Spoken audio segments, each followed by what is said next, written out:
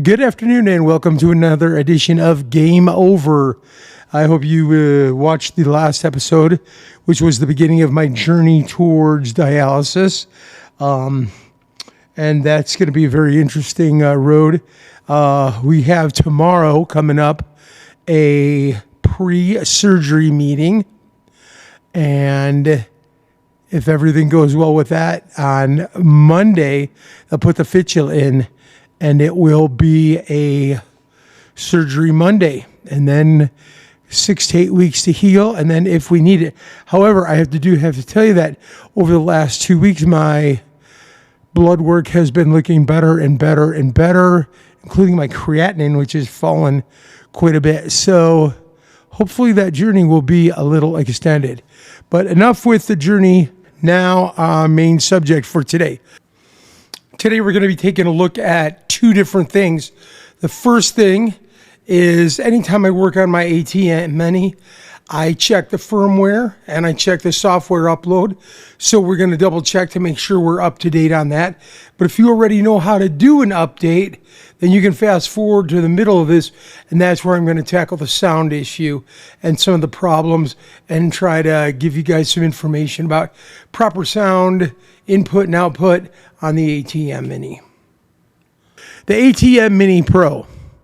The ATEM Mini is a switcher unit that is used by quite a few streamers and a lot of church broadcasters and things like that. It is a really good product. It's inexpensive. It's a 4-camera input switcher, and it's got a lot of great features to it as well. And so with the ATEM Mini Pro, there's a learning curve involved. And sometimes people have problems with the sound. So that's what we're going to take a look at right now, is making sure that you can have the best possible setup for your sound. So like any time you're going to use your ATEM Mini Pro, first thing that you really should do is you should come over here and you should go to their webpage. When you go to their webpage, you'll see here that there's a support section, and you have ATEM live production switchers. That's what we're looking for. So we're looking for a live production switcher, and we come on down here and look at this ATEM switchers 8.8 update. So we're going to hit Windows, and we're going to hit download only, and it's going to download for us.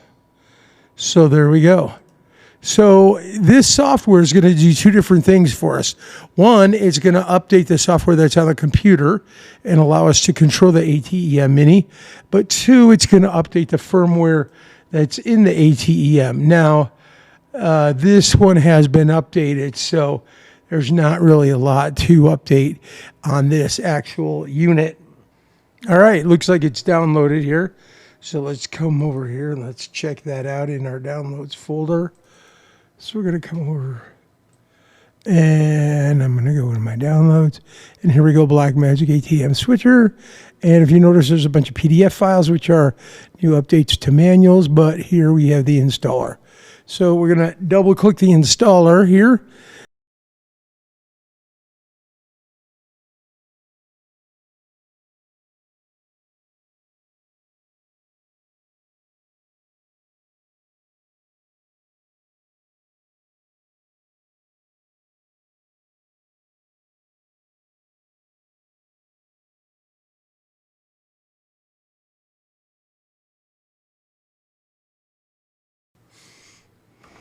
Now, as we're taking a look at this, a couple of things. Let's take a look at the back of the ATEM mixer. If you take a look at the back of the ATEM, there's two audio ports in the back. They're both 3.5 millimeter, and they're both stereo. And you can set those for, actually, you can set those for a number of different functions. One would be line input, one would be mic input. I believe you can run them as mono or stereo. We will take a look at that here in just a moment, and when we get back going. But in order to properly use your ATEM, it's kind of rough to get some things into the mixer. So I recommend either using a DI if you're coming from a balanced line source, or a little mini mixer. If you have a mini mixer connected to your ATEM, you can give that little extra boost of volume right before it hits the ATEM, or you can cut that little boost of volume down. And depending on what kind of mixer you have, you can also use it as basically a device that would be an impedance matching device, such as a DI. I highly recommend the Yamaha MG06 mixer. It has 2 1/4-inch mic inputs and 2 XLR inputs, and then it also has XLR output, and it also has 1/4-inch output. So you can run the 1/4-inch directly into your ATEM, and you still have 2 balanced XLR output lines that you could send into another location if you needed to for something. But let's take a look back at that software.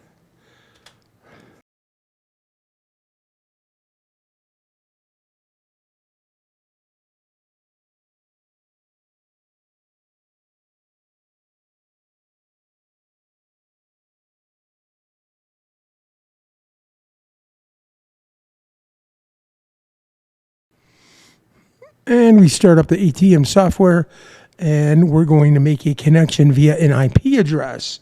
Now, if you have a laptop and you're at a remote location and you don't have the ability to make an IP connection, you can also connect it through the USB-C port. It will work that way as well. So you can connect it one of 2 different ways.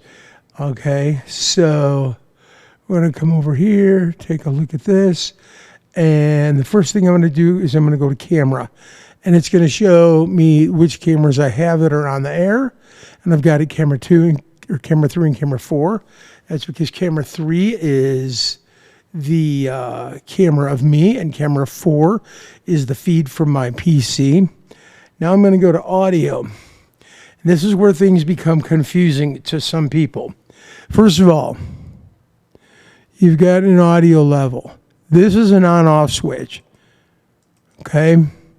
Right here. On. Notice when I click the on, the red light goes on. I click the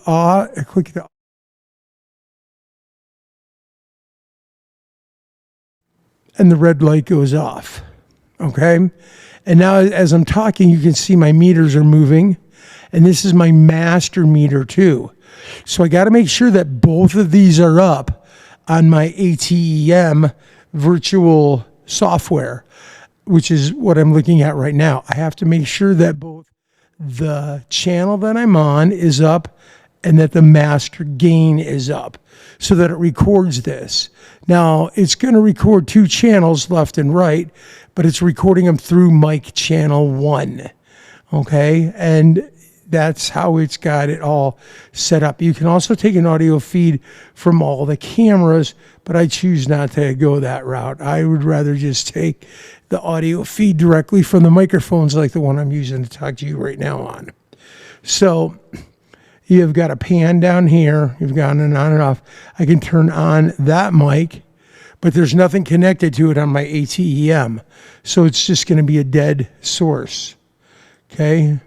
So you could run a dual RCA into a 3.5 millimeter and put it into one of your mic jacks, and that could come off of a balanced output, or I'm sorry, that would come off of an unbalanced output on your mixer.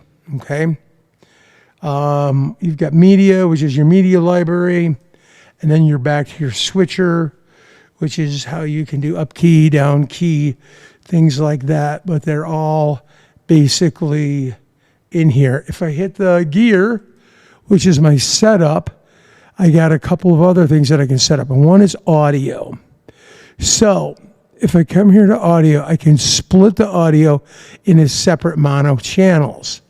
So if I really wanted to mic 1, I could split that audio, but we're not going to do that. Okay, and then I've got multi-view, I've got labels, hyperdesk, remote, okay, but audio is the one that we're looking at right now, so you don't have to split it. you can't just leave it the way it is.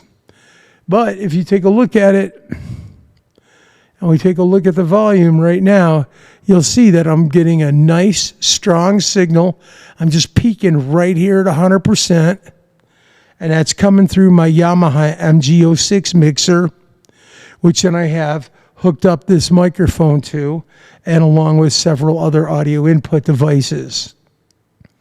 And that's how this works. But you want to go in and make sure before you do a setup, whether it be a remote setup or whatever, quickly take a laptop, plug it in, go in here to mic or to audio, make sure that this is turned on and that your master's on and up also. A lot of times,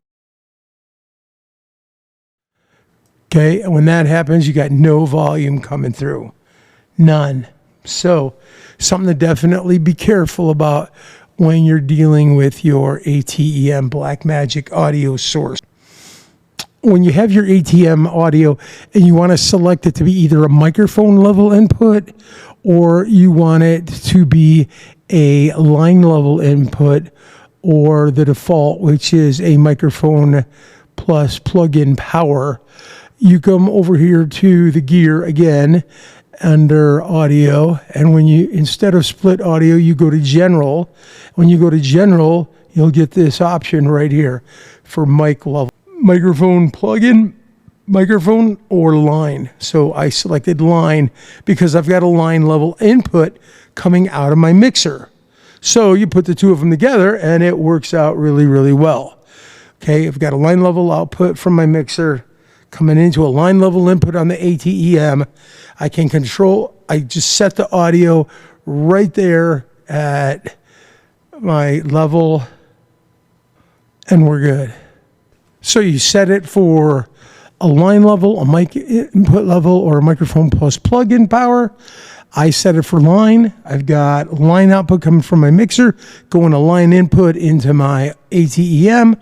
I can adjust my audio on my mixer anytime I want, give it a little kick, bring it down a little bit, and then I don't have to worry at all about touching the meter or touching the input on the ATEM as far as audio goes. So I hope this has been pretty informative for you on how to kind of properly set up and get going and get rolling on your audio through your ATEM Mini. If you have a huge mixer at your organization, you can always take that MG06, run the MG06 into the ATEM, and then take two lines from your giant mixer and put them in the MG06. That way you've got your own gain and such. And if you have no other mixer in your organization, the MG06 is a great mixer to start off with. So I highly recommend it. Thanks for watching on Game Over.